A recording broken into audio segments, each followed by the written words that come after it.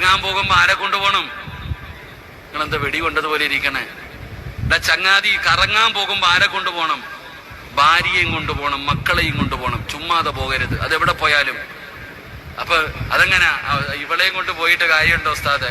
ഇവിടെ കറങ്ങാൻ പോകുമ്പോ ഏത് കാര്യം പോകുമ്പോഴും മഹാനായ നബിയിന റസൂലുള്ളാഹി സ്വല്ലല്ലാഹു അലൈഹി വസല്ലമ തങ്ങള് നബിതങ്ങൾ ഹജ്ജിന് പോകാൻ സമയമായപ്പോ നബിതങ്ങൾ ജീവിച്ചിരുന്ന എല്ലാ ഭാര്യമാരെയും കൊണ്ട് ഹജ്ജിന് പോയി. ഒറ്റയ്ക്കല്ല പോയെ. നബിതങ്ങൾ ഹജ്ജിന് പോകുന്ന സമയത്ത് തന്റെ ജീവിച്ചിരുന്ന എല്ലാ ഭാര്യമാരെയും കൊണ്ടുപോയി. ഒറ്റയ്ക്കല്ല പോകേണ്ടെന്ന് അവിടുന്ന് മനസ്സിലാക്കുക. ഹജ്ജിന് പോകുമ്പോഴാണെങ്കിലും ഉംറയ്ക്ക് പോകുമ്പോഴാണെങ്കിലും ഏത് കാര്യത്തിനാണെങ്കിലും പോകുമ്പോ കുടുംബസമേതമാ പോകേണ്ടത്. അള്ളാഹു ഇന്ന് വിളിക്കുന്നത് സ്വർഗത്തിലേക്ക് വാ, കുടുംബസമേതം വാ.